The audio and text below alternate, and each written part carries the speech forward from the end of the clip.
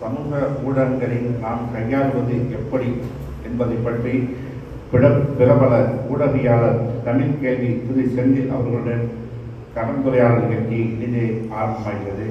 முதலாவதாக கிரார் ஹாஃபிஸ் எம்.எஸ். முகமது சமீர்.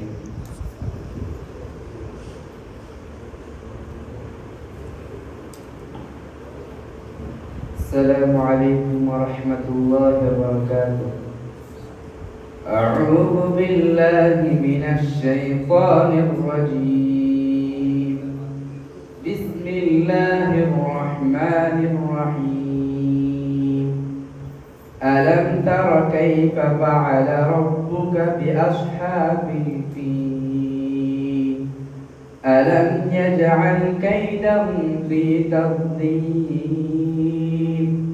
وأرسل عليهم طيرا أبابيل ترميهم بحجارة من سجيل فجعلهم كعصف مأكول. صدق الله العظيم. السلام عليكم ورحمة الله وبركاته. அஸ்ஸலாமு அலைக்கும். இன்றைய தினம் சிறப்பாக நடைபெற இருக்கின்ற நிகழ்ச்சிக்கு வருகை தந்திருக்கின்ற ஊடகங்களை சேர்ந்த சகோதரர்களுக்கும் மொஹல்லா பெரியோர்களுக்கும் முன்னாள் நிர்வாகிகள் அனைவரையும் வருக வருக என்று வரவேற்கிறோம். இன்றைய தினம் சிறப்புரையாற்ற இருக்கின்ற பிரபல ஊடகவியலாளர் திரு செந்தில் அவர்களையும் இந்த நிகழ்ச்சிக்கு வருக வருக என்று அன்போடு வரவேற்கிறோம். நிகழ்ச்சிக்கு தலைமையேற்று இருக்கின்ற சங்கத்துடைய தலைவர் அவர்களையும் முன்னிலை வைக்கின்ற நிர்வாகிகள் அனைவரையும் மற்றும் ஊர் மக்கள் அனைவரையும் வருக வருக என்று அன்போடு வரவேற்கிறோம். அடுத்ததாக தலைமை உரை ஷம்சுல் இஸ்லாம் சங்கத்துடைய தலைவர் பேராசிரியர் ஹாஜி எம். அப்துல் காதர் அவர்கள்.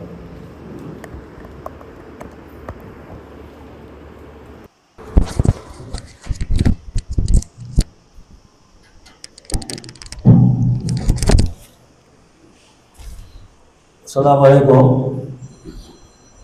ஒரு திடீர்னு ஏற்பாடு செய்யக்கூடிய சூழ்நிலை. நேற்று 24 மணி நேரம் கூட டைம் இல்லை. அந்த சூழ்நிலையில் இந்த ஒரு நிகழ்ச்சியை நடத்தணும் அப்படின்னு சொல்லிட்டு நாங்கள் முடிவு பண்ணோம். தம்பி சலீமுக்கு மிக நெருக்கமானவர் தோழர் செந்தில் அவர்கள். தோழர் செந்தில் அவர்களை பற்றி சொல்ல வேண்டுமானால், ஜல்லிக்கட்டு போராட்டத்தை முழுவதுமாக ஒளிபரப்பி அதன் வெற்றிக்கு உறுதுணையாக நின்றவர், நெறியாளர், சிறந்த பேச்சாளர், பிஜேபியை எதிர்ப்பவர், நான் ஏன் பிஜேபியை எதிர்க்கிறேன் என்ற புத்தகத்தை எழுதிய எழுத்தாளர், பன்முகத்தன்மை கொண்ட பண்பாளர், மிகவும் எளிமையானவர், சமூக ஊடகங்களில் நடுநிலை பாராமல் தவறு எது சரி எது என்று மிகவும் தைரியமாக அவருடைய கருத்தை வைப்பவர். இப்படியாக அவரை பற்றி சொல்லிக்கொண்டே போகலாம். நம்முடைய இந்த குறுகிய கால அழைப்பை ஏற்று சமூக வலைதளங்களை நாம் எப்படி கையாளுவது என்ற தலைப்பில் நம்மிடையே உரையாற்ற வந்திருக்கும் தோழர் செந்தில் அவர்களை வரவேற்பதில் மிக்க மகிழ்ச்சி அடைகிறேன். நான் இப்போ அவங்க வீட்டில் போய் சந்திச்சுட்டு வந்தேன். அப்போ நம்ம சங்கம் என்ன, நம்மளுடைய சமுதாய அமைப்பு எப்படி இருக்கிறது, நம்மளுடைய ஜமாத்து எந்த நிலைமையில் இருக்குது, நம்ம மக்கள் எப்படிப்பட்ட பழக்க வழக்கங்களை கொண்டிருக்காங்க என்பதை பற்றி சிறு அளவு ஓரளவு பேசி கொண்டு இருந்தோம் தோழர் அவர்களிடம்.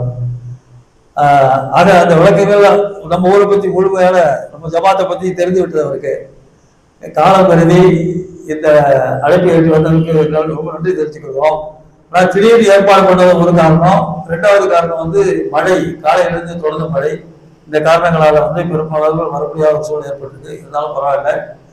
இப்பொழுது நம்ம தோழர் செந்தில் அவர்களை உரையாற்றுமாறு அனுமதி கேட்டுக்கொள்கிறேன்.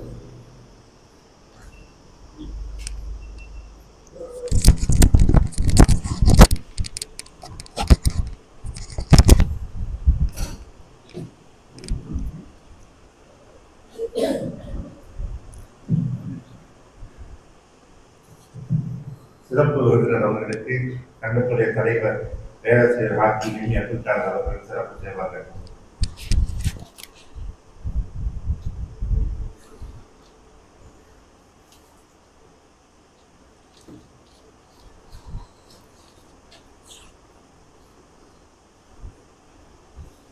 அவர்களுக்காக நினைவு பரிசு வழங்கப்படுகிறது.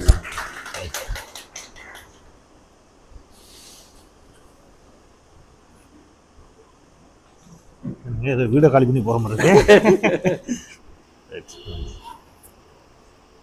சலீம் அவர்களால் சிறப்பு செய்யப்படுகிறது.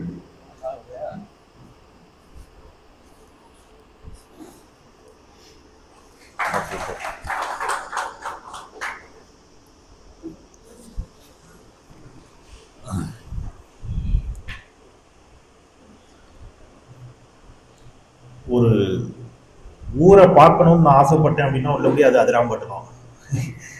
ஏன்னா போற இடத்துல எல்லாம் நான் துபாய், சிங்கப்பூர், அமெரிக்கா எல்லாம் போகும்போதெல்லாம் அந்த ஊர் பெருமை அவங்க பேசுறத பார்த்து பார்த்து எனக்கு வந்து பொறாமையா இருந்துருக்கு. அப்படி என்னதான் அந்த ஊர்ல இருக்கு. எல்லா ஊர்லயும் அதிராம்பட்டினத்துக்காரங்க ஒரு 10 பேரா இருப்பாங்க. சார் அதிரை அதிரை அதிரைம்பாங்க. என்ன அதிரைன்னா அது என்ன விண்வெளியில இருக்கா செவ்வாய்க்கிழமை என்ன இந்த ஊரை பத்தி இவ்வளவு பில்டப் கொடுக்குறாங்க அப்படிங்கிற மாதிரி எனக்கு தோணும். அதுவும் நான் நியூயார்க் போயிருந்தப்ப அங்க இது கலிபோர்னியா போயிருந்தப்ப சலீம் அவருடைய அன்பில் நினைந்து அப்படி ஒரு சகோதரன் எனக்கு வாழ்க்கையில கிடைச்சது எனக்கு ஒரு பெரிய கிஃப்ட்னு தான் நான் நினைக்கிறேன். ஸோ அதற்காக நான் வந்து இயற்கைக்கு நன்றி சொல்ல கடமைப்பட்டிருக்கிறேன். இப்படி நிறைய உறவுகள் வாழ்க்கை முழுவதும் பயணித்துக் கொண்டே இருக்கிறோம், கிடைத்துக் கொண்டே இருக்கிறார். அந்த அடிப்படையில இன்னைக்கு இது அன்எக்ஸ்பெக்டட் நிகழ்ச்சி. தஞ்சாவூருக்கு ஒரு அரசியல் பயிலரங்கம், மனிதநேய ஜனநாயக கட்சியின் சார்பில் அங்கே ஒரு அரசியல் பயிலரங்கம். அதுக்காக வரும்போது இவர் இங்க இருக்கிறது தெரிஞ்சப்ப நான் வர்றேன் அப்படின்னேன். சரி நண்பர்களோடு ஒரு கலந்துரையாடல் வச்சுக்கலாம் அப்படின்னாரு. சரி மகிழ்ச்சியாக இணைந்ததுதான் இந்த சந்திப்பு. ரொம்ப ஃபார்மலா பேசாம இன்னைக்கு சமகால சிக்கல்களை நம்ம எல்லாரும் சும்மா ஒரு உரையாடலா வச்சுக்கலாம் அப்படின்னு ஆசைப்படுறேன். இப்போ தலைப்பு அவங்க ஏதோ ஒரு தலைப்பு கொடுத்துருக்குறாங்க, சமூக ஊடகங்களை கையாள்வது எப்படின்னு. முதல்ல சமூக ஊடகங்களை கையாண்டு நம்ம என்ன செய்ய போறோம் அப்படிங்கிறது ஆரம்பிக்கலாம். முதல்ல சமூக ஊடகங்களை எதுக்கு கையாளணும், அது நம்ம வேலையா, கடை பிஸ்னஸ், வெளிநாட்டில் இருப்பீங்க, எனக்கு இது ஒரு வேலையா, இதை நான் போட்டு ஃபேஸ்புக்கு ட்விட்டரு இதெல்லாம் பார்த்துட்டு இருக்கணுமா, அதை நான் எதுக்கு கையாளணும் அப்படிங்கிற சந்தேகங்கள்லாம் கூட உங்களுக்கு எழக்கூடும். அதுல இருந்து நம்ம சில விஷயங்களை ஷேர் பண்ணிக்கலாம் அப்படின்னு. பொதுவாக ஊடகங்கள் அப்படின்னு சொல்லிக்கிற பொழுது நம்ம ஊடகம்னு சொன்னோன்னா எல்லாருக்கும் ஞாபகம் வருது டிவியில செய்தி ஊடகத்தை மட்டும் தான் நீங்களாம் ஊடகம்னு நினைக்கிறீங்க இல்லையா? நியூஸ், ஒரு பிரேக்கிங் நியூஸ் போடுற ஊடகத்தை மட்டும் தான் ஊடகம்னு நினைக்கிறீங்க. ஆனா ரேடியோ ஒரு ஊடகம் தான். கேக்குதா? என்ன சின்ன அரங்கம்? ஓகே சரி. இப்போ அச்சு ஊடகம்னு சொல்றோம் இல்லையா? பிரிண்ட் மீடியா, அப்புறம் ரேடியோ, டிஜிட்டல் மீடியா, சினிமா கூட ஒரு மீடியா தான். இந்த மீடியாக்கள் என்ன செய்யுது, அந்த மீடியாக்கள் என்ன மாதிரி வேலை செய்யுது, அதனால சமூகத்துல எல்லாவது நன்மை நடக்குதா அல்லது ஏதாவது சிக்கல் நடக்குதா அப்படிங்கிற கேள்வி இருக்குல்ல, அதுல இருந்து எடுத்து சில விஷயங்கள் அனுப்புவோம். இப்ப நம்ம கொஞ்சம் ஜாலியாவே ஆரம்பிப்போமே. சினிமால இருந்து எடுப்போம். சினிமா, நீங்க நிறைய சினிமா பார்த்துருப்பீங்க. சினிமாக்கள், சினிமாங்கிற மீடியா என்னெல்லாம் நமக்கு செஞ்சிருக்குது, நம்மளை அறியாமலே அது எப்படிலாம் நமக்கு எதிராக வேலை பார்த்துருக்குது அப்படிங்கிறதுக்கு நான் சில சினிமாக்களை உதாரணம் சொல்றேன். ஆமா இல்ல, இந்த சினிமா கூட நான் பார்த்துருக்கேன், நான் இப்படி யோசிச்சதே இல்லையே உங்களுக்கு தோணும். நான் இப்போ ஒரு சினிமா சொல்றேன், அதுல ஒரு காட்சி சொல்றேன். நீங்க சினிமா பார்த்துருப்பீங்கன்னு நினைக்கிறேன். சம்சாரம் அது மின்சாரம்னு ஒரு படம் பார்த்துருக்கீங்களா? ஓகே. அதுல ஒரு காட்சி வரும், விசு நடிச்சிருப்பாரு, நல்ல படம், இப்ப பார்த்தாலும் டிவியில போட்டாலும் நீங்க பார்ப்பீங்க. அதுல ரகுவரனுக்கும் விசுவுக்கும் சண்டை வந்துடும். சண்டை வந்தோம்னா வீட்டுக்கு நடுவில் ஒரு கோடை போட்டுருவார். அம்மையப்ப முதலியார் ஒரு கோடு கிழிச்சுவார். கோடு கிழிச்சு கோட்டுக்கு அந்த பக்கம் ரகுவரன், கோட்டுக்கு இந்த பக்கம் விசு இருப்பாரு. பார்த்துருப்பீங்க அந்த சீன். இப்ப ஒரு சலவை தொழிலாளி துணியை வெளுத்துட்டு வருவார். அந்த சீன் ஞாபகம் இருக்கா உங்களுக்கு எல்லாம் டிவியில? ஓகே. போனோடனே ரகுவரன் போவார். போனோடனே பில்லு கொடுப்பார், 38 ரூபாய். இந்த 19 ரூபாய் நான் தர்றேன், மீதி 19 ரூபாய் யார்கிட்ட வாங்கிக்கணும்? எதிர் போர்ஷன்ல இருக்கிறவர்கிட்ட போய் வாங்கிக்கோ அப்படின்னு சொல்லுவார். உடனே இப்போ அந்த சலவை தொழிலாளி குள்ளமான ஒரு கேரக்டர், அவர் இந்த பக்கம் வருவார், இந்த பக்கம் விசு இருப்பார். விசுட்ட போய் கேட்பார், ஐயா சாமி, டோபி சாமி அப்படின்னு சொல்லுவார் அவர். அப்படின்னா அப்படிம்பார் விசு. சலவை தொழிலாளி சாமி அப்படின்னா துணி வெளுத்து அயன் பண்ணி கொடுக்கறதுல சாமி, அது சாமி அப்படிம்பாரு. சரி என்ன வேணும் சொல்லு. காசு சாமி. சரி கொடு அப்படிம்பாரு. இல்ல சாமி நீங்க தரணும் சாமி அப்படிம்பாரு. எவ்வளவு தரணும்? 38 ரூபாய் சாமி. அந்த போர்ஷன்ல இருக்கிற சாமி 19 ரூபா கொடுத்துருச்சு சாமி. நீங்க 19 ரூபா தாங்க சாமி அப்படிம்பாரு. உடனே விசு சரி லிஸ்ட்டை வாசி அப்படிம்பாரு. அங்க ஒரு லிஸ்ட் வாசிக்கப்படும். 20ஆம் தேதி டெரிகாட்டன் பேண்ட் டெரிகாட்டன் ஷர்ட், 22ஆம் தேதி டெரிகாட்டன் பேண்ட் டெரிகாட்டன் ஷர்ட். வாசிக்கிறது ஃபுல்லாவே டெரிகாட்டன் பேண்ட் டெரிகாட்டன் ஷர்ட்டாவே இருக்கும். உடனே விசு அப்படி பாப்பாரு. அந்த பக்கம் நம்ம வாகை சந்திரசேகர் திமுக மூத்த உறுப்பினர் தெரியலையா, அவர் அங்க நிற்பார். அவர் அந்த கேரக்டர் நடிச்சிருப்பார், ரகுவரன் தம்பியா நடிச்சிருப்பார். அவர் பேர் அந்த படத்துல சிவா. விசு இங்க இருந்து பாப்பாரு, சிவா அப்படிம்பாரு. அப்பா எனக்கு காக்கி சட்டை காக்கி பேண்ட் யூனியன் ஒப்பந்தப்படி கம்பெனிலே வெளுத்து கொடுத்துருவாங்கப்பா. பாரதி அப்படிம்பாரு ஒரு பையன். அப்பா நான் 1000 சட்டை தான் போடுறேன்ப்பா, நான் வீட்லயே துவச்சிக்கிறேன்ப்பா அப்படின்பா. கோதாவரி அப்படிம்பாரு. அந்த அம்மா உள்ளே இருந்து எட்டி பார்த்து நான் பேண்ட் சட்டை போடுற பழக்கம்லாம் இல்லைங்க. ரைட், இதுக்கு அடுத்தது ஒரு டைலாக் வச்சிருப்பாரு விசு. யாருக்கா ஞாபகம் இருக்கா அந்த டைலாக்? சொல்லுங்க. கண்ணா நான் 1967 அப்புறம் பேண்ட் போடுறதே விட்டுத்தண்டா பாரு. இதுல இருக்கிற அரசியல் யாருக்காவது புரியுதா? ஒய் 1967? ஏன் 1965 இல்ல? ஏன் 1960 அல்ல? 1967 திமுக ஆட்சிக்கு வந்துச்சுன்னு அவர் சொன்னார். நான் அதை இப்படி சொல்றேன். இந்தியாவில் ஒரு கட்சி தன்னுடைய முழு நேர கொள்கையாக பிரதான கொள்கையாக அடிப்படை கொள்கையாக ஆரிய எதிர்ப்பை பார்ப்பனிய எதிர்ப்பை முன்வைத்து அந்த பார்ப்பனிய எதிர்ப்பை முன்வைத்து அரசியல் செய்த ஒரு இயக்கம் ஆட்சியையும் பிடித்து இந்தியாவில் பார்ப்பனர் ஒருவர் கூட இடம்பெறாத ஒரு அரசு ஒரு அமைச்சரவை முதலில் இந்தியாவில் பதவியேற்கிறது. அது தமிழ்நாட்டில் என்று சொன்ன ஒரே காரணத்திற்காக பேரறிஞர் அண்ணா பதவியேற்ற 1967 பிறகு நான் பேண்ட் போடுறதே விட்டுட்டேன்னு ஒரு டைலாக் வருதுன்னு சொன்னா ஒரு சாதாரண டைலாக், அதற்குள் எவ்வளவு அரசியல் ஒளிந்திருக்கிறது. இது ஊடகம் உங்களை சுற்றி எப்படி செயல்படுகிறதுங்கிறதுக்கு ஒரு சாம்பிள். சரி, பாட்ஷா படம் பார்த்திருப்பீங்க எல்லாரும். ரஜினிகாந்த் படம் இப்ப போட்டா கூட எல்லாரும் பார்ப்பீங்க, எல்லாருக்கும் பிடிக்கும். அதுல பாட்ஷாவுடைய உண்மையான பேருங்க மாணிக்கம். அவர் பேரு மாணிக்கம். அவர் நண்பர் பேர் தான் பாட்ஷா. அவர் பேர் என்னது? மாணிக்கமா இருக்கும்போது அவர் என்ன பண்ணுவாரு? படத்துல ஆட்டோ ஓட்டுவாரு. பாட்ஷாவா இருக்கும்போது என்ன பண்ணுவாரு? குண்டு வைப்பாரு, கள்ளக்கடத்தல் பண்ணுவாரு, ஸ்மக்லிங் பண்ணுவாரு இல்லையா? ஏன்னா யோசிச்சிருக்கீங்களா? ஏன் மாணிக்கமா பேர் வச்சு குண்டு வச்சிருக்கலாம், கள்ளக்கடத்தல் பண்ணிருக்கலாம். பாட்ஷாவை ஆட்டோ ஓட்டிக்கலாம்ல. நம்ம பாட்ஷா ஆட்டோ ஓட்டவே இல்லையா? ஏன் பாட்ஷாங்கிற பேர்ல இருக்கும்போது குண்டு வைப்பது போலவும் கள்ளக்கடத்தல் செய்வது போலவும் கள்ள நோட்டு அடிப்பது போலவும் மாணிக்கம் என்ற பெயரில் அவர் ஆட்டோ ஓட்டுவது போல ஏன் இந்த படத்தில் காட்டப்பட்டுச்சு? என்னக்கா யோசிச்சிருக்கிறோமா? பொது புத்தியில் ஒன்று விதைக்கப்பட்டுக் கொண்டே இருக்கிறது. பாய்னா சாம்பிராணி போக போடுவாரு, இல்லைன்னா கறிக்கடை வச்சிருப்பாரு, இல்லைன்னா குண்டு வைப்பாரு. திரைப்படங்கள் ஊடகங்கள் இவ்வாறுதான் என்ன செஞ்சிருக்குது? சித்தரித்துக் கொண்டே இருக்கிறது. அதனுடைய விளைவுதான் அந்த படத்துல அப்படி வச்சா பொதுமக்கள் அக்செப்ட் பண்ணுவானே டவுட். பொதுமக்கள் அக்செப்ட் பண்ணுவானே டவுட். ஏன்னா பொதுமக்கள் மனநிலையே அந்த அளவுக்கு என்ன ஆக்கி வச்சிருக்காங்க சார். அது எப்படி சார் பொதுமக்கள் வச்சு அக்செப்ட் பண்ண மாட்டானா? அப்படி ஆக்கிடுச்சு. நான் அதுக்கு இன்னொரு உதாரணம் சொல்றேன் உங்களுக்கு. ரஜினிகாந்த் நடித்த சிவாஜின்னு ஒரு படம் நீங்க எல்லாம் பார்த்திருப்பீங்க. இது ஏதோ இஸ்லாமியர் ஹிந்து பிரச்சனையா மட்டும் பார்க்காதீங்க. இப்படி ஒரு உதாரணம் சொல்றேன். சிவாஜி படத்துல ஒரு சீன் வரும், எல்லா பெரிய ரவுடிகளும் ஒண்ணு சேர்ந்துவான்.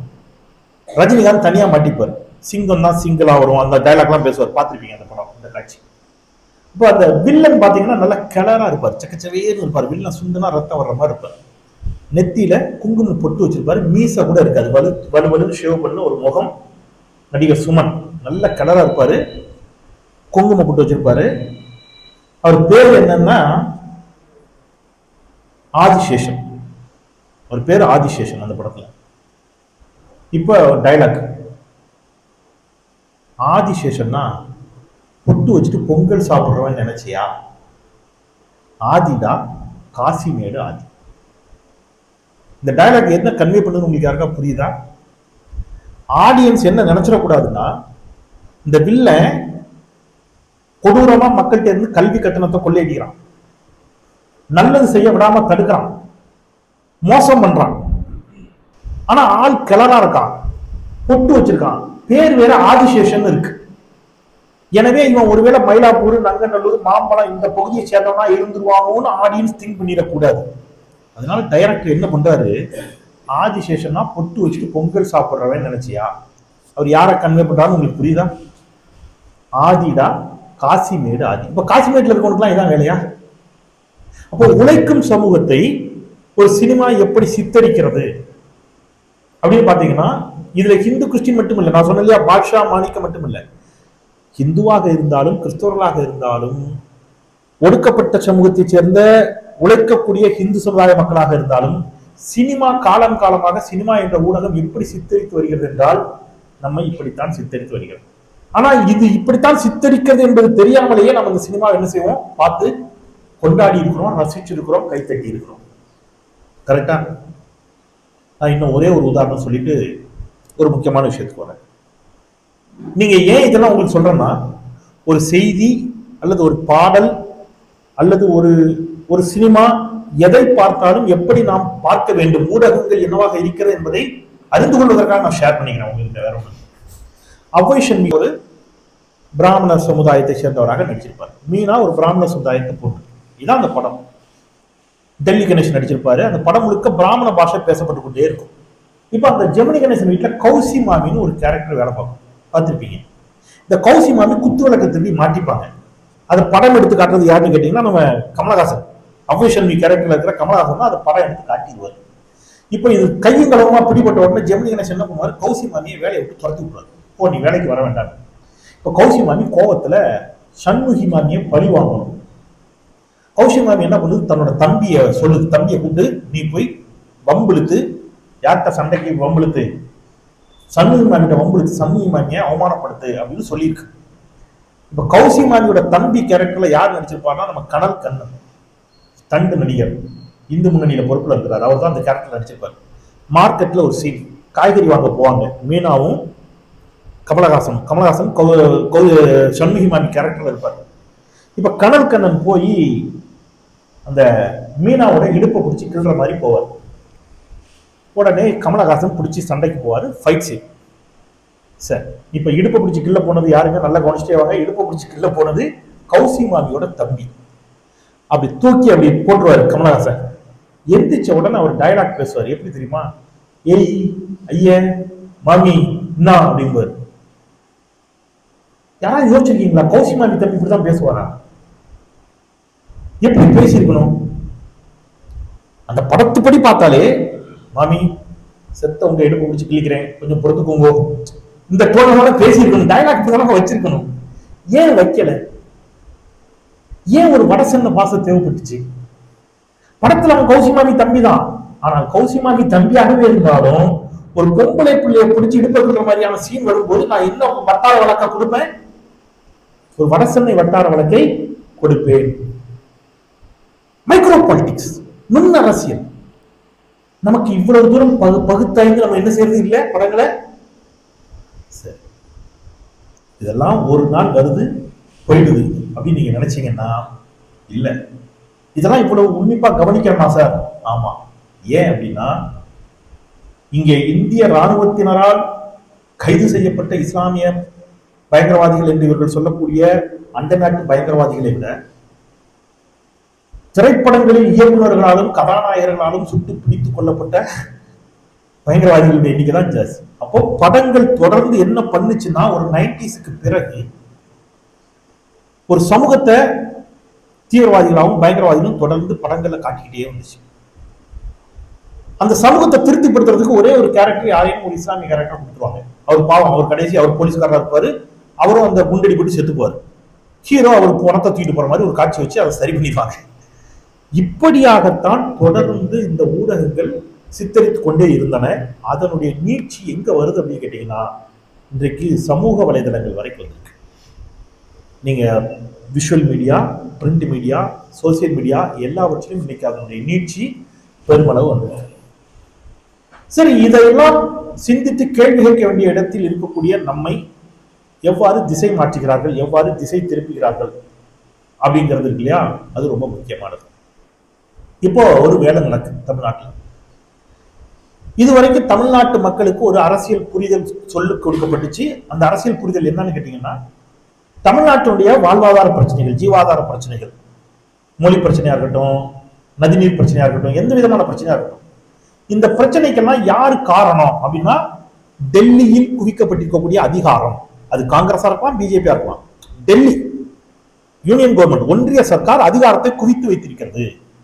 அந்த அதிகாரத்தை அதிகமாக அனுபவிப்பது, பொறுப்பில் இருப்பது, அந்த அதிகாரத்தின் மீது நின்று இந்தியாவில் இருக்கக்கூடிய மாநிலங்களுடைய உரிமைகளை பறிப்பது, பெருவாரியான மக்களுடைய உரிமைகளை பறிப்பது ஆரியம், பார்ப்பனியம் என்ற புரிதல் தமிழ்நாட்டு மக்களுக்கு தெளிவா இருந்துச்சு. இப்ப வட இந்தியா முழுவதும் பாஜக தங்களுடைய கொடியை நிறுவிவிட்டார்கள். தமிழ்நாட்டில் மட்டும் அவர்களால் நிறுவவே முடியவில்லை. அதற்கு அரணாக நிற்பது பெரியார். இப்ப நான் ஒரு 3-4 நிமிஷம் ரொம்ப முக்கியமான ஒரு சப்ஜெக்ட், ரொம்ப கவனமா கேட்டீங்கன்னா தான் புரியும். கொஞ்சம் காதுகளை இங்க வச்சுக்கோங்க. இது ஒரு பெரிய ஹோம்ஒர்க் பண்ணியே பாஜகவும் RSS செய்யறாங்க இந்த வேலையை. அதுக்காக சொல்றேன். செல்லாம் கொஞ்சம் சைலண்ட்ல போட்டுங்க.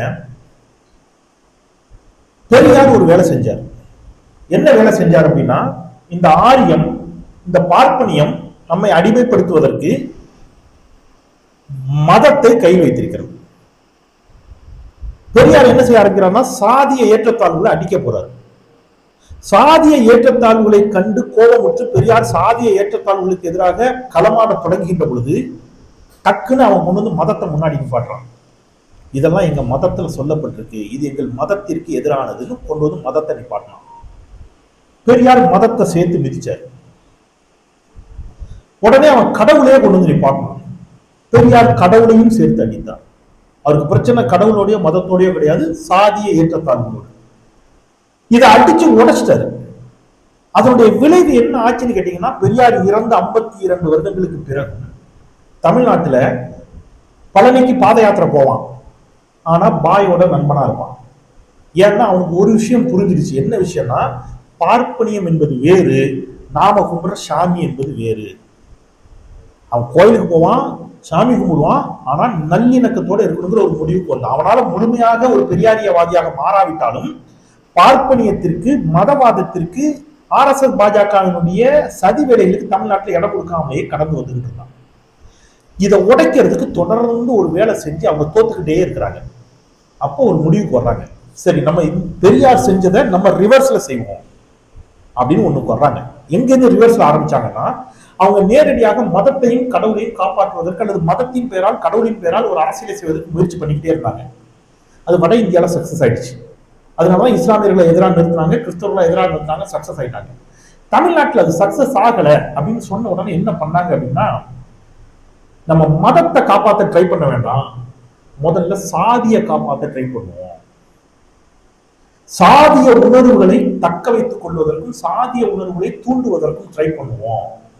சாதிய உணர்வுகளை தக்க வைத்து சாதிய உணர்வுகளை தூண்டிவிட்டால் அதன் வழியாக நாம் மதவாதத்தை பாதுகாக்கலாம், மதவாதத்தை தக்க வச்சுக்கலாம். மதவாதத்தை தக்க வைத்துக் கொண்டால் அதன் பிறகு நாம வட இந்தியா மாதிரி இஸ்லாமியர்களையும் கிறிஸ்தவர்களையும் எதிரியாக நிறுத்தலாங்கிற ஒரு தியரிக்கு அவங்க வர்றாங்க. வந்து எப்படி சாதியை காப்பாத்துறது, எப்படி சாதியை தக்க வைக்கிறது அப்படிங்கிற இடத்துக்கு வருகின்ற பொழுது இதை உடைச்ச பெரியார முதல்ல மலினப்படுத்துவோம், அவரை பலவீனப்படுத்துவோங்கிற ஒரு இடத்துக்கு வர்றாங்க. பெரியாரை எப்படி பலவீனப்படுத்துவது அப்படின்னா, பெரியாரையே முதல்ல நீ தமிழர் இல்லைன்னு சொல்லுங்கிற இடத்துக்கு வர்றாங்க. அப்ப பெரியார் தமிழ்நாட்டுக்காக தான் வேலை செய்தார். முதல்ல பெரியாரே தமிழர் இல்லைன்னு சொல்லு. பெரியார் என்ன சொன்னாரு, எல்லா பிரச்சனைகளுக்கும் காரணம் ஒன்றியத்தில் குவிக்கப்பட்டிருக்கக்கூடிய அதிகாரமும் அந்த அதிகாரத்தை கையில் வச்சிருக்கக்கூடிய ஆரியமும். முதல்ல அதை மாத்து.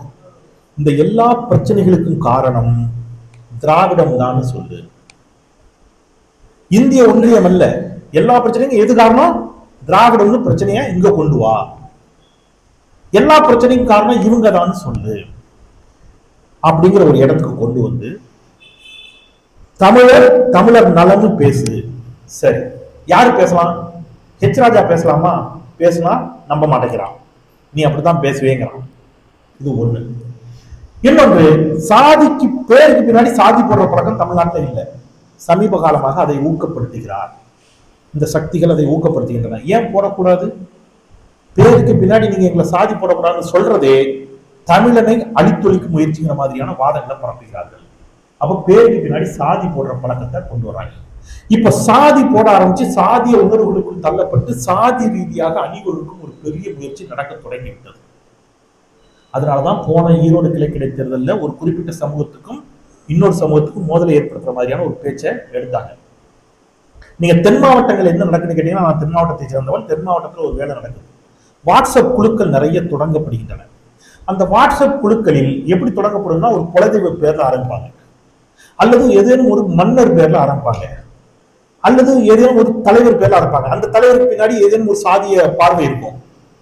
இரண்டு வாழ்ந்து மறைந்த தலைவர்கள் தான் இந்த தலைவர்கள், இந்த மன்னர்கள். இவர்களுடைய பெருமையை பேசுவது போல ஒவ்வொருவருக்குள்ளும் அவரவர் சுயசாதி பெருமை ஊட்டப்படுகிறது. இதை ஊட்டி ஊட்டி ஊட்டி ரொம்ப தெளிவா வளர்த்து ஊடக விவாதங்கள்ல ஒருத்தர் பேசுவார். நீங்க பார்த்திருக்கீங்களான்னு தெரியல, எந்த விவாதத்தை எடுத்தாலும் அவர் சாதி சார்ந்த கணக்கை சொல்லிக்கிட்டே வருவார். இந்த சாதிக்கு இவ்வளவு, இந்த சாதி இவ்வளவு. பார்த்திருக்கீங்களா? அவர் தான் சமீபத்தில் சீமானை கொண்டு போய் ரஜினிகாந்தோடு அறிமுகப்படுத்தியவர். அப்ப இந்த டாட்ஸ் எல்லாம் நீங்க கனெக்ட் பண்ணி பார்த்தீங்கன்னா உங்களுக்கு ஒன்று புரியும். என்ன புரியும்னா, இங்கே மதவாதத்தை ஏற்படுத்துவதற்கான முயற்சியில் அவர்கள் தோற்று போன போது அவங்க ஒரு முடிவுக்கு வர்றாங்க. சாதியவாதத்தை முதல்ல நம்ம என்ன செய்வோம், கொண்டு வருவோம். சாதியவாதத்தின் மூலம் மதவாதத்தை தக்க வைத்துக் கொள்ளும். அதன் பிறகு இஸ்லாமியர்களும் கிறிஸ்தவர்களும் எதிரியாக காட்டலாம்.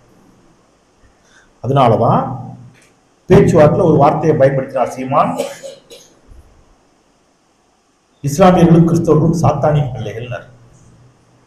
இதெல்லாம் சும்மா சாதாரணமா வந்த வார்த்தை அல்ல. இஸ்லாமிய வெறுப்பு அப்படிங்கிற இடத்துல இருந்து நகர்றது. இதுக்கு நான் இன்னொரு சான்று தர்றேன் உங்களுக்கு. நீங்க ஈழத்துல பாத்தீங்கன்னா, நம்ம ஊர்ல நம்ம எப்படி கேட்போம்னா, நீங்க ஹிந்துவா முஸ்லீமான்னு வேணா கேட்பான். ஏன்னா அப்படிதான் கேட்கலாம் பிராக்டிகலா. நீங்க ஹிந்துவா முஸ்லீமா, ஏன்னா மதத்தின் அடிப்படையில் வேறு வேறு. நீங்க தமிழனா முஸ்லீமான்னு வேணா கேட்போமா? நீ தமிழன் தானே, எப்படி கேட்ப? தமிழனா மலையாளியான்னு கேட்பான், தமிழனா தெலுங்குவான்னு கேட்பான், தமிழனா கன்னடான்னு கேட்கலாம், தமிழனா முஸ்லீமான்னு கேட்போமா? ஆனா ஈழத்தில் கேட்பார்கள்.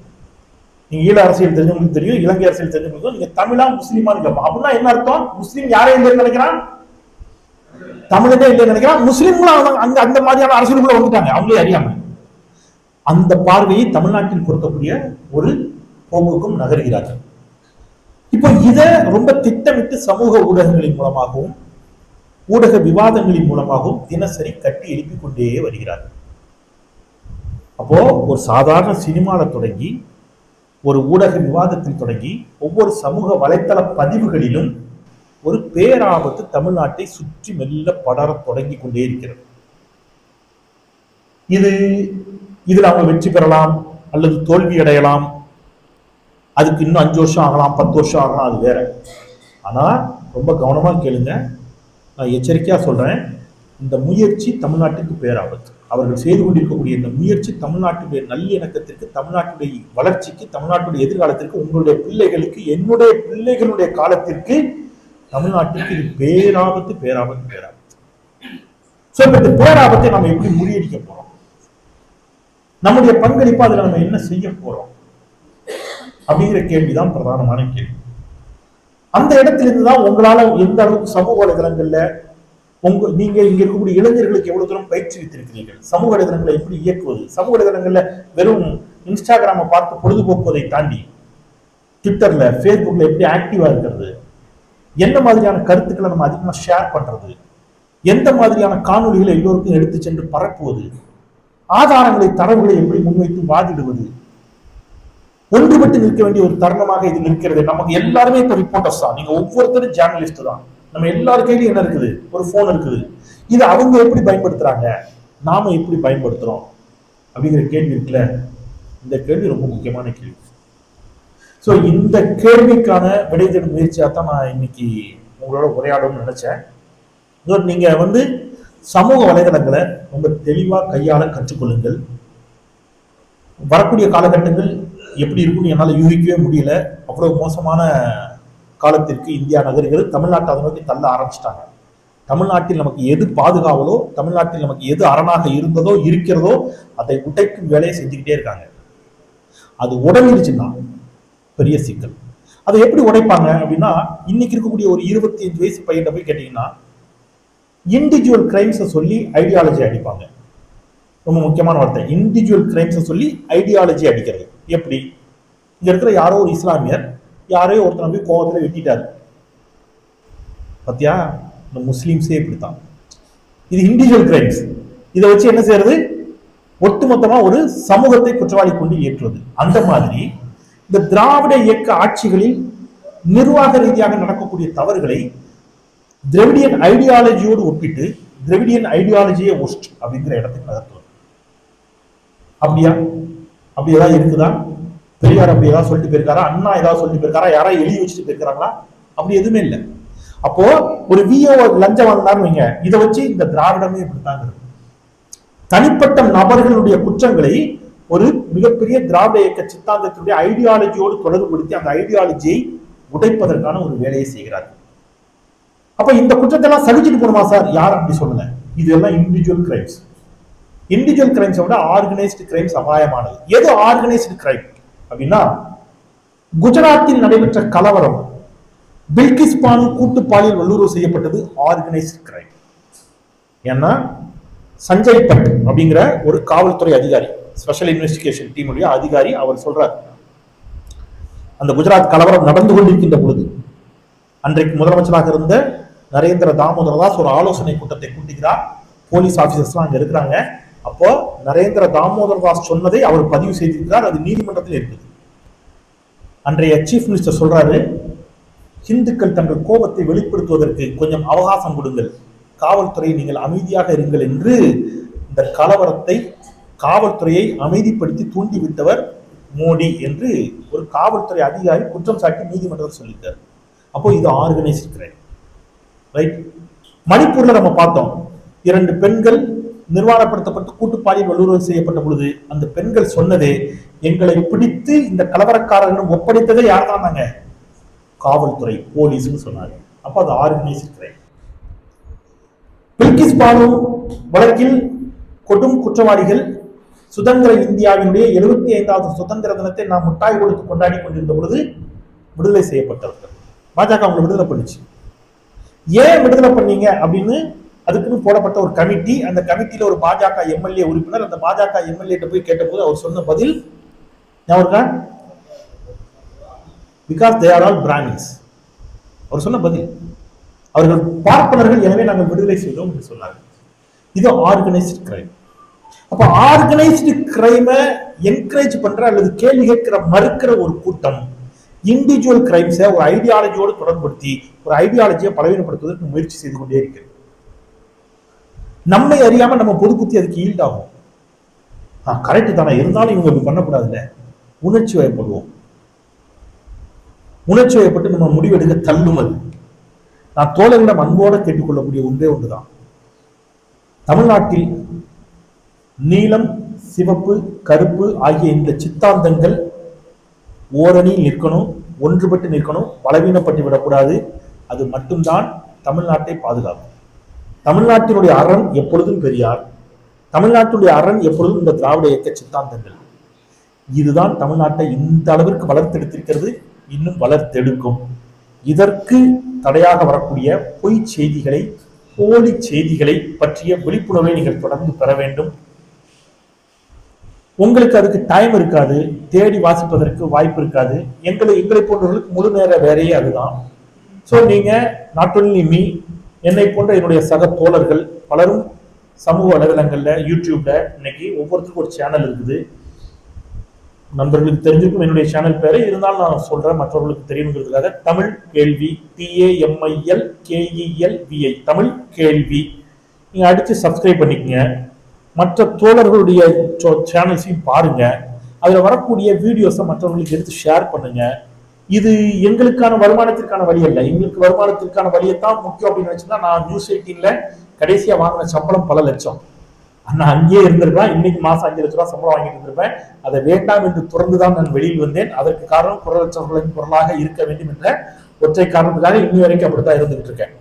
ஸோ இது அல்ல, உண்மை செய்தி எவ்வாறு போய் சேரப்போகிறது மக்களுக்கு என்பதற்காக இதை நீங்கள் கொண்டு போய் சேருங்கள். தொடர்ந்து நாம ஒன்றுபட்டு பயணிப்போம். ஏதேனும் இந்த மாதிரி செய்திகள் தொடர்பாக சந்தேகங்கள் இருந்தாலோ, மற்ற விஷயங்கள் இருந்தாலோ, சலீம்கிட்டயோ மற்ற தோழர்கிட்டயோ சொல்லி நீங்க எப்போ வேணாலும் பேசுங்க. என்னால் ஆன எல்லா கருத்துக்களையும் தரவுகளையும் உங்களுக்கு பகிர்ந்து கொள்வதற்கு தயாராக இருக்கிறேன். நம்ம ஒரு உரையாடல் மாதிரி வச்சுக்கலாம். உங்களுக்கு எது தொடர்பாக என்ன மாதிரியான கேள்விகள் இருந்தால் நீங்க கேளுங்க. ஒரு சிறிய உரையாடலுக்குள்ள போகலாம். அனைவருக்கும் நல்ல வாய்ப்பு இருக்கு. நன்றி.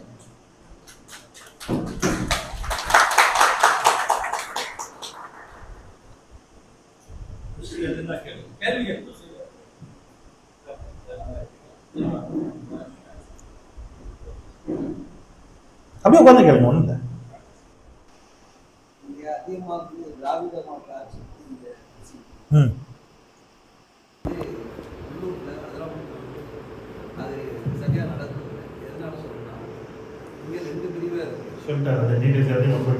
இருந்தாலும் அதிகமா திமுக தான் ஓட்டு போடுறாங்க. அப்படி இருக்கும்போது இந்த அருடா பிரச்சனையிலையும் அப்புறம் இமாம் சாஃபி பிரச்சனை இது போன்ற சில ஊரில் உள்ள பிரச்சனை நிறைய போயிட்டு இதுக்கெல்லாம் திராவிட மாடல்கள் சரியான மேல தமிழ் சரியா இருக்கிற இதனுடைய உங்களுடைய ரெண்டு பிரச்சனை நான் சொல்லிடுறேன். நான் திமுகவுடைய தலைமை பொறுப்புலையோ அல்லது திமுக நிர்வாகியோ அல்ல. ஒன்று, நான் காப்பாற்ற துடிப்பது சமூக நல்லிணக்கத்தை, மத நல்லிணக்கத்தை, திராவிட இயக்க சித்தாந்தத்தை. நான் வெளியிலிருந்து ஒரு பார்வையாளராக இதுக்கு பதில் சொல்லணும்னா இப்படி சொல்றேன். திருப்பி சொல்றேன், நம்ம கொசுக்கு பயந்து வீட்டை கொடுத்த முடியாதுங்கிற படம். ஆட்சிகளிலும் சிக்கல் இருக்கிறதா? சிக்கல் இருக்கிறது. ஹெச் ராஜாவுக்கும் அண்ணாமலைக்கும் சண்டை இல்லாம இருக்கா? உள்ளுக்குள்ள பெரிய வாரே ஓடுது. ஆனால் அவர்கள் ஒருபோதும் அவர்கள் என்ன செய்யறதில்லை, விட்டு கொடுக்கறது இல்லை. தனி மனித தவறுகள் நான் சொன்ன இங்க இப்ப ஏதோ ஒரு பிரச்சனை சொல்றீங்க இல்லையா, அந்த பிரச்சனை காரணம் இரண்டு தனி மனிதர்களுடைய சண்டை அல்லது இரண்டு தனி மனிதர்களுக்கு இடையில் ஏற்பட்டிருக்கக்கூடிய கருத்து மாறுபாடுகள். இதுல இவர் பக்கம் நியாயம் இருக்கலாம், அவர் பக்கம் நியாயம் இருக்கலாம். இவர்கிட்ட கேட்டா தான் சரிம்பாரு, அவர்கிட்ட கேட்டா அவர் சரிம்பாரு. எதுவா இருந்தாலும் அது அதுல இருக்கக்கூடிய சரி தவறு எதுங்கிறது உங்களுக்கு தான் தெரியும். நீங்க நூறுக்காரங்க. நான் சொல்ல வர்றது பாரதூரமான பிரச்சனைகளை பற்றி நான் பேசுறேன். நான் இப்போ ஒரு உதாரணத்துக்கு இப்படி சொல்றேன். நம்முடைய ரத்தத்தை உறிஞ்சுவதற்கு ஒரு பெரும் சதி நடக்கிறது அப்படின்னு நான் ஒரு பிரச்சனையை பேசுறேன். எங்க தெருக்குழாயில 2 நாளா தண்ணி வராது காரணம் இவன் தான் சார். நம்ம ஒரு பிரச்சனை முன்வைக்கிறோம். எஸ், என் தெருக்குழாயிலையும் தண்ணீர் வரணும், அதை நம்ம ஃபைட் பண்ணணும். அதை ஃபைட் பண்ணி பெறுவதற்கான சூழல் இருக்கணும்ல, அதுக்கு இந்த ஐடியாலஜி பாதுகாப்பு அப்படிங்கிறத நான் பேசுறேன். இந்த இண்டிவிஜுவல் மிஸ்டேக்ஸ், தனி மனிதர்களுடைய தவறுகளை தொடர்ந்து எழுதுங்க, தவறு இல்லை. சமூக வலைதளங்களில் எழுதுங்க, பேசுங்க, விடாம பேசுங்க, விடாம எழுதுங்க, ஊடகங்களுடைய கவனத்துக்கு கொண்டு போங்க. பிரச்சனைக்கு தீர்வு வைக்க நம்ம முயற்சிப்போம், அதை நோக்கி நகருவோமே தவிர அது அதான் சொன்னேன், இந்த சிறிய தவறுகளை வச்சு நம்ம என்ன செய்ய முடியாது, அதை விட்டுறக்கூடாது அப்படிங்கிறதுல கவனமா இருக்கு. எதிர்பார்த்துட்டு இருந்தோம் மாதிரி சிறந்த நன்றி. இப்போ என்ன சொன்னா எல்லாருக்குமே தெரியும் இவங்க எப்படி ஜெயிக்கிறாங்கிறதே தெரியும். இவிஎம் இப்போ ஆக்சுவலாக இந்த தலைப்பு எப்படி இருந்திருக்கணும்னு சொன்னால் இவிஎம்ஐ கையாளுவது எப்படி இருந்திருக்கணும். ஏன்னா எல்லாருமே சொல்றாங்க, இப்போ நந்தினி அவங்க தகப்பனாரும் இங்கேருந்து இந்தியா முழுக்க அவங்க பயணப்பட்டு இருக்காங்க. ஏன் அரசியல் சார்ந்த மக்கள்கிட்ட அந்த அளவுக்கு அவங்களுக்கு சப்போர்ட் இல்லை? இப்போ என்ன சொல்றாங்கன்னு சொன்னா அவங்களும் அவங்க உடந்தையாக தான் இருக்காங்கிற மாதிரி ஒரு அவநம்பிக்கை வருது அவங்க. அப்போ இவிஎம் எப்படி கையாளுறது, அது எப்படி இல்லாம எப்படி ஒழிக்கிறது? பழைய மாதிரி இந்த பேலட் சிஸ்டம் கொண்டு வர முடியாதா? அதுக்கே திராவிட முன்னேற்ற கழகம் மாதிரி இது பண்ண அப்படி சொன்னாங்க. இங்க 89-90% திராவிட முன்னேற்ற கழகத்துக்கு தான் விழுந்துட்டு போகுது அந்த பிரிச்ச பிறகு. அதனால இது ஒரு நன்மையா தான் நினைக்கிறாங்க. இப்போ அவங்க தங்களுடைய திறமை காட்டுவாங்கல்ல, யார் அதிகமான ஓட்ட முடியாது, அது நன்மைக்கு தான் நினைக்கலாம். அந்த இவிஎம்ஐ இல்லாத ஆக்குறதுக்குள்ள ஒரு வழியை சொல்லலாம். இவிஎம் ஒரு பெரிய சேலஞ்ச், பெரிய சவால். நான் இதுல இருந்து ஒரு கற்றுக்கொள்ள வேண்டிய பாடமா ஒன்று எடுப்போம். இப்ப இவிஎம் பிரச்சனை 2014 முதன்முறையாக நரேந்திர தாமோதரதாஸ் பிரதமரானதற்கு இவிஎம் காரணமானா நிச்சயமா இல்லை. அதை அக்செப்ட் பண்ணிப்பீங்க எல்லாரும். அது வட மாநிலத்துல ஓட்டு விழுந்துதான் அவரு பிரைம் மினிஸ்டர் ஆனார். தவறான ஒரு மனிதனின் கைகளில் அதிகாரம் சென்று விட்டால் அதன் பிறகு யாரும் அவனை என்ன செய்ய முடியாது, அதிலிருந்து இறக்கவே முடியாது. ஏன்னா அவன் எந்த ஜனநாயக விழுமியங்களுக்கும் அவன் என்ன செய்ய மாட்டான், அந்த மனிதன் மதிப்பளிக்க மாட்டான். காங்கிரஸிடம் குறைந்தபட்ச ஜனநாயகம் இருந்துச்சு, அதனாலதான் காங்கிரஸ் தோத்துச்சு இல்ல ஜெயிக்குது, அது வேற. காங்கிரஸ்ல நிறைய சுட்டிக்காட்டுவதற்கு பிழை இருக்குது, ஆனால் அவரிடம் ஒரு ஜனநாயகம் உண்டு. அந்த எந்த அடிப்படை ஜனநாயகமும் இல்லாத ஒரு இயக்கம் கட்சி பாஜக. அதனாலதான் 2014க்கு பிறகு எல்லா இன்ஸ்டிடியூஷன்ஸ், எல்லா அமைப்புகள், நீதித்துறை சார்ந்து நீதி பரிபாலன அமைப்புகள், வருமான வரித்துறை, சிபிஐ, நீங்க சொல்ற எலெக்ஷன் கமிஷன் எல்லாம் அவருடைய கட்டுக்குள் போய்விட்ட நிலையில, கையேறு நிலையில தான் இன்னைக்கு நம்ம என்ன செய்யறோம் இருக்கிறோம். 100 விழுக்காடு இல்லை. ஒரு பெரும் மக்கள் புரட்சி வெடிக்க வேண்டும். இந்தியாவில் அதற்கு வாய்ப்பு இருக்கிறதா? இல்லை. ஏன் இல்லை? 2 விதமான லைஃப் இருக்கு. ஒண்ணு, இப்ப தமிழ்நாட்டில் நீங்க மக்கள் புரட்சி கலைச்சா எத்தனை பேர் தயார் இல்லை. ஏன் அப்படின்னா, நான் ஒரு சேஃபான, ஓரளவுக்கு ஒரு பெட்டரான லைஃப்ல இருக்கேன், நான் எதுக்கு போய் புரட்சி எல்லாம் பண்ணணும்? ஒன்று. வட இந்தியாவில புரட்சிக்கு வாய்ப்பு இருக்கா? வாய்ப்பே இல்லை. ஏன்னா அவன் இதை பத்தி சிந்திக்கிறதுக்கே டைம் இல்லை. அவனுக்கு எதிரியாக யாரை காட்டி வச்சிருக்கான்? அவன் இஸ்லாமியர்களையும் கிறிஸ்தவர்களையும் காட்டி மத ரீதியிலான உணர்வுகளுக்கு தள்ள வச்சுக்கிட்டே இருக்கான்.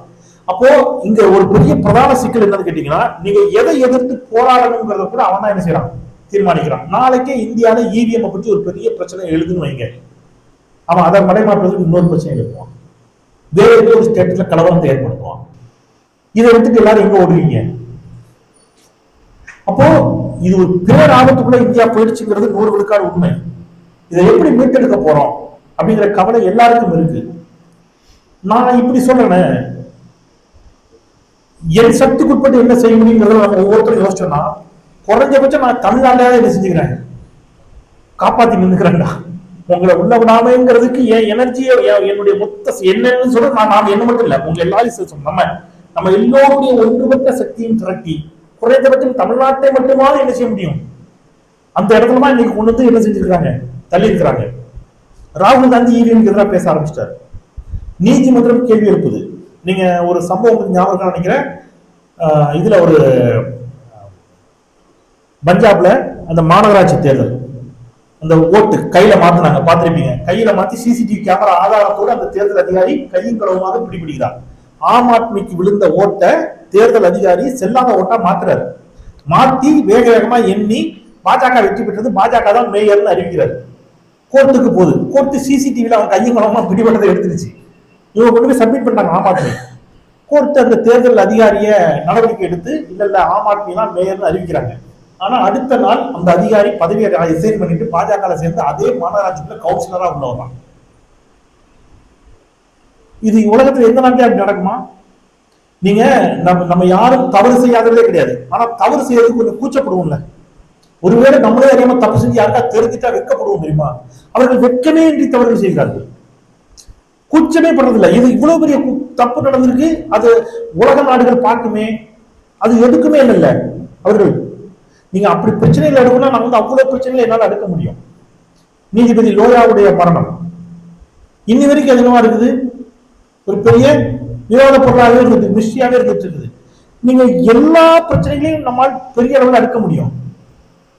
இந்தியா முழுவதும் ஓரணியில் இந்தியா கூட்டணி கட்சிகள் திரள வேண்டும் என்று ஒரு இந்தியா கூட்டணின்னு அதுக்குதான் கட்டி எழுப்பினோம். வாரணாசி தொகுதியில வாக்கு எண்ணிக்கை நடைபெறுகின்ற போது மோடி பின்னடைவு செய்தி வந்துச்சு. கொஞ்ச நேரம் எந்த செய்தியும் வரல, எந்த மியூசிக்கும் இல்ல, பிரேக்கிங் நியூஸ் இல்ல. திடீர்னு மோடி எங்க போயிட்டாரு, முன்னிலைக்கு போயிட்டாரு. எப்படி சாத்தியமாச்சு? இதே உத்தரப்பிரதேசத்துல அயோத்தி ராமர் கோயில் இருக்கக்கூடிய அந்த தொகுதியில் நடைபெற்ற உள்ளாட்சி தேர்தலில் பாஜக தோல்வி அடைகிறது. ஏன்? வாக்குச்சீட்டு முறை. திருப்பி இந்த வாட்டி இந்த எலெக்ஷன்லயுமே என்ன செஞ்சிருச்சாங்க, அகிலேஷ் வந்து வெற்றி பெறுகிறார். இவ்வளவு கோல்மால் பண்ணி இவ்வளவு தில்லுமுள்ளு பண்ணி அவங்களால என்ன செய்ய முடியும், வெற்றி பெற முடியும். அவங்க மக்கள் எக்ஸ்ட்ரீம் கோபத்தில் இருக்கிறாங்க. அதை தாண்டி அவர்கள் என்ன செய்யறாங்க, வேலை செய்து கொண்டே இருக்கிறார்கள். நாம பாரதூரமாக சிந்திக்கணும், இந்தியா முழுவதும் சிந்திக்கணுங்கிறது சரி. கையெழு நிலையில ஒரு பதில் சொல்லணும்னா என்னால இதைத்தான் சொல்ல முடியுது. குறைந்தபட்சம் நாம் ஒன்றுபட்டு தமிழ்நாட்டையாவது பாதுகாத்துக் கொள்வோம். நான் ஒரு வேலை பண்ண வந்திருக்கிறேன். என்ன வேலை அப்படின்னா, இங்க இருக்கக்கூடிய சலீமும் இங்க இருக்கக்கூடிய தோழர்களும் 5 வேலை தொழக்கூடியவர்கள். அவன் தொழுகைக்கு நீ டிஸ்டர்ப் பண்ணினா நான் வந்து சண்டை பண்ணுவேன்டா நான் சொல்றேன். நான் சொல்றது புரியுதா? அவனுடைய நம்பிக்கையில அவன் உறுதியா இருப்பான். அவனை நீ டிஸ்டர்ப் பண்ணாத, அவன் பள்ளிவாசல போய் இடிக்காத. நீங்க சொன்ன கவிதையை நான் தான் எழுதினேன்.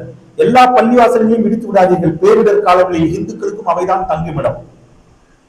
எல்லா இஸ்லாமியர்களையும் கொண்டு விடாதீர்கள், விபத்து காலங்களில் நம் உயிர் காக்க அவர்கள் உதிரம்தான் உதவும் என்று எழுதியவன். நான் செந்தில் வேளாகவே இருந்து உங்களோடு நட்பு பாராட்ட விரும்புகிறேன்.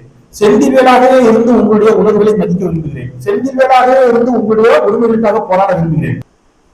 லக்கும் தீனுக்கும் வழியேறும் என்ற வார்த்தைக்கு நீங்கள் மதிப்பு கொடுங்கள். ரைட்? அவரவர் மார்க்கம் அவரவருக்கு. இது லக்கும் தீனுக்கு மனிதன் மட்டுமல்ல, இது ஆழ்வார் சொல்லியிருக்கிறார்.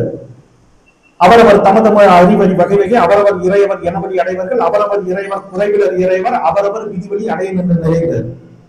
அவரவர் தம தமது அறிவழி வகை வகைங்கிறார். அவன் அறிவுக்கு என்ன இட்டுச்சோ அதை தெய்வமா பிடிச்சுக்கிட்டான். அவரவர் தம தமது அறிவழி வகை வகை அவரவர் இறைவர் குறைவிலர் இறைவர்ங்கிறார். அவன் சாமி அவனுக்கு குறைவில்லடா. அவரவர் இறைவர் அவன் விதிப்படி அடையும் என்று நிறைகிறார். நீங்க என்ன சொல்றாரு? அவன் சாமி அவனுக்கு லக்கும் தீனுக்கு மனிதன் எப்படி சொல்லப்பட்டதோ ஒன்றே போதும், அதற்கு வழி 6 விளைங்கிறாரு திருமூலர். வழி ஒண்ணுதான்டா, போற பாதைதான் வேற வேறங்கிறாரு. எனக்கு இந்த சாமி பெருசா அந்த சாமி பெருசா, இந்த சாமி எல்லாம் இருக்கா இல்லையா எனக்கு இப்ப பஞ்சாயத்தே இல்ல. எனக்கு அது பிரச்சனை இல்லை.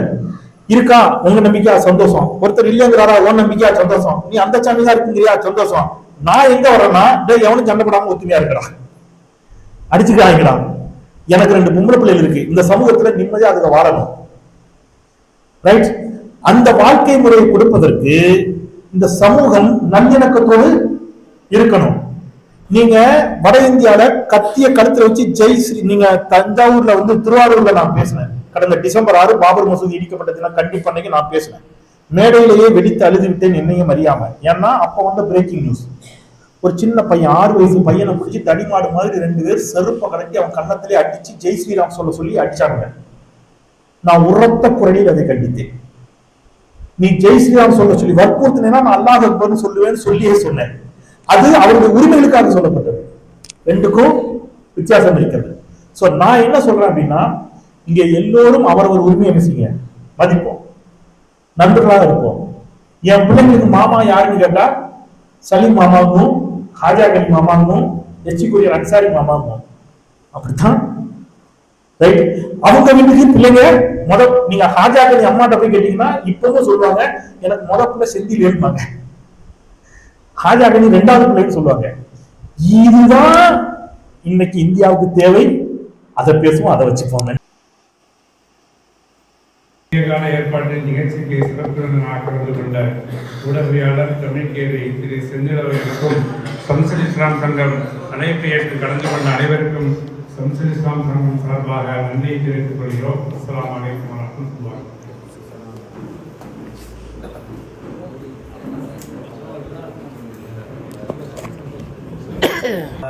நண்பு உறவினர்களுக்கு அதிரைவாசிகளுக்கு என்னுடைய இனிய சலாம்.